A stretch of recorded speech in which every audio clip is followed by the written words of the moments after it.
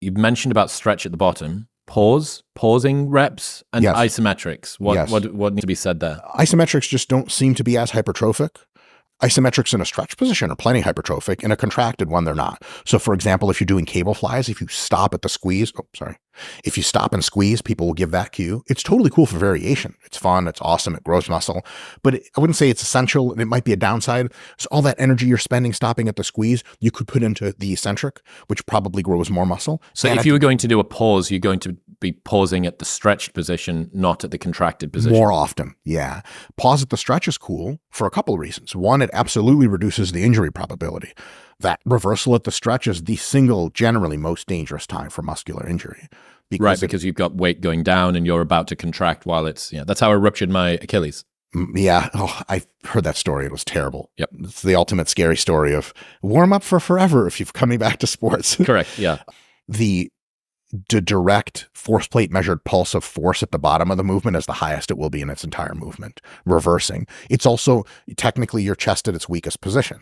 So if you want to pause there, again, the absolute risk of injury in the gym is fucking tiny. It's way, way injurious than rugby or tennis or anything like that.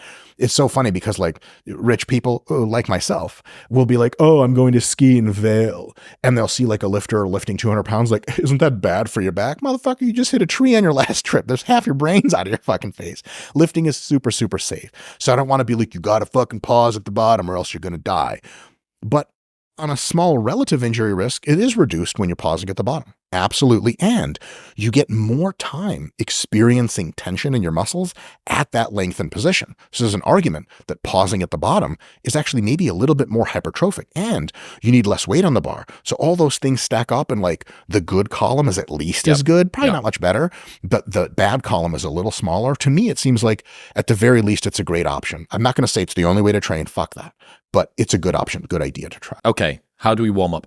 There is actually a study that was recently conducted by Dr. Brad Schoenfeld, the world's expert on hypertrophy, and his laboratory. Yep. And they have illustrated something that most lifters of a certain degree of intelligence level and long-time participation have realized. And it's that there are two different kinds of warm-up. The general warm-up, which is when you go in and you do the elliptical for 15 minutes, maybe you foam roll, maybe do some dynamic stretching. That's all fine and good. And then there's the specific warm-up, which is whatever lift you have first in your program, you do it for about a set of 12, very light weights, a set of 12 with maybe your 30 rep max. Then you do a set of 8 after a few minutes of rest with maybe your 20 rep max. Then you do a set of 4-ish, 2 to 4 reps with something like your 10 rep max. Then you rest a little bit and then you're ready to do whatever load. That specific warm-up is a very good idea from a variety of perspectives. It warms up your tissues. It makes them more pliable, less likely to get hurt. It also activates and wakes up your nervous system. It aligns your actual muscle fibers more into the direction of pull or whatever exercise you're doing. It decreases the sensitivity of what are called Golgi tendon organs, which are detectors in your muscles for how much force is being transduced. And they start out not warmed up by being like, holy shit, that's a lot of force. And they actually tamper down how much your nervous system can activate. After a few warm-up sets, you literally are stronger. Which is why you can't cold bar your 1 rep max. Exactly. The GTOs need to kind of cool down. And after a few reps, a few sets of progressively heavier weight, they're like, oh, we're safe here. This is okay. Yeah, it's fine. Okay. So I'm thinking like functionally when we get into the gym, what this means. Let's say that we're going in to do a chest day, or let's say we're going to do a chest and back day, like just a full, like a push pull day. You're going to start off with incline dumbbell press. Does that mean that the 12-8-4 method for incline press, do you then need to do the same thing again for back? Yes. Right. Would you do those two together? Would you maybe alternate from, okay, I'm going to press a little bit and then during my couple of minutes rest, I'll go and row a little bit or whatever? What I like to do is I like to warm up for the exercise I'm doing next. Once I warm up, I do that exercise. And then whatever exercise I have after is one of two options. One, it's the same muscle group, just more exercise. After incline press, I'm on to push-ups or something. Same muscle group. Then I only have to do what the great Jay Cutler actually termed as a feel set. It's like you just put some weight on there, maybe not your working weight, maybe your working weight. You just do a couple reps, maybe 5 to 10, maybe fewer, just to feel out, just to get the technique right. Mm-hmm. So that the first time your heavy dumbbells aren't in your hand, you're like, what the fuck is going on? Just feel it out. That's all you need. So between every single exercise, that's not the first, Afterwards, you just need maybe one set to feel it out, and then you go. You don't need all three. But if it's a muscle you haven't trained yet, let's say we do chest and then we do back, if I just did a whole bunch of bench press and then I'm doing pull-ups, yeah, it's 12, 8, 4 on the pull down or assisted pull-up machine. That last 4 is maybe 4 actual pull-ups. Rest, put your weight belt on and then go. But real quick, the general warm-up, the idea that you come in and do elliptical or whatever, if you take a thorough specific warm-up like a 12-8-4 system, that one study by Dr. Brad Schofield showed that you don't have any benefit performance-wise from the general warm-up.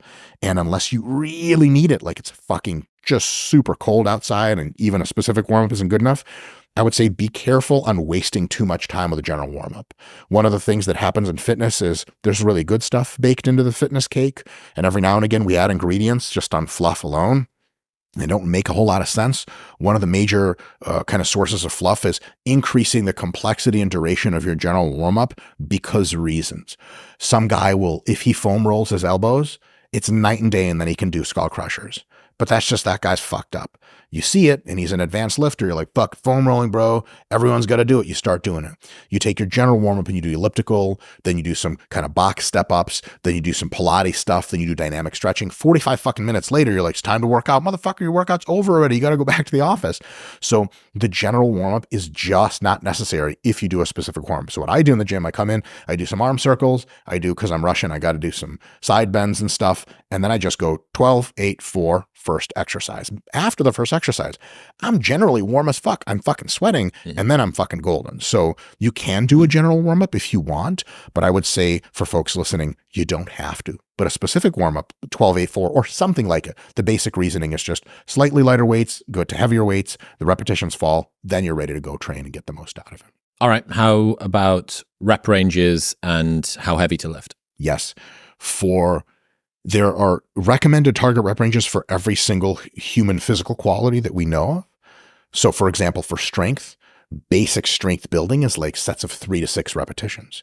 You do a whole lot fewer than 6. You do singles. You can get stronger doing singles, but you could have gotten stronger because you would have gotten more volume doing still very heavy weight if you did like sets of 4. It's just not an efficient use of your time. Still works, not as efficient. Can you get stronger doing sets of 8? Yes, but you get a lot of hypertrophy work from 8, but if you do your 8 rep max, it's just not heavy enough like sets of 3 to 6 would be for you to get as much strength out of it as possible. So these are all spectrum ranges. There's not like at some repetition it begins, before it you get nothing, and then you get all the hypertrophy, and then after you get no hypertrophy. It's kind of more of a normal distribution kind of situation.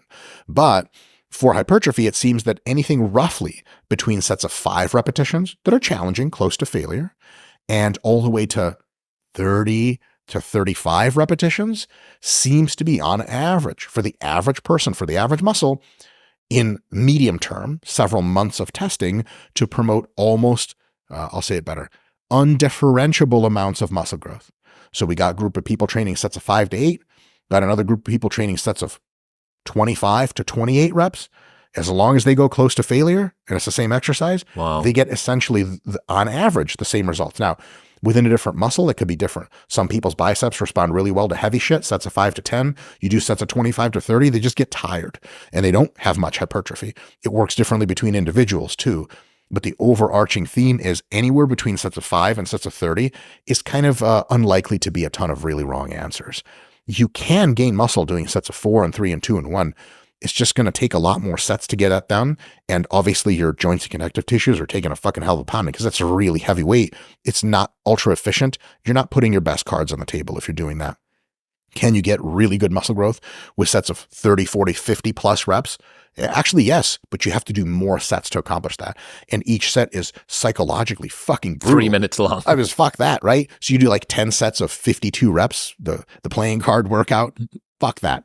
It's a shitload of systemic fatigue, crap load of psychological fatigue for the same growth you could have gotten with just doing, 10 sets of 8, which is way easier on the whole system. So 5 to 30 reps is really good general advice, but experiment on your own time. Find out what seems to be giving you great proxies.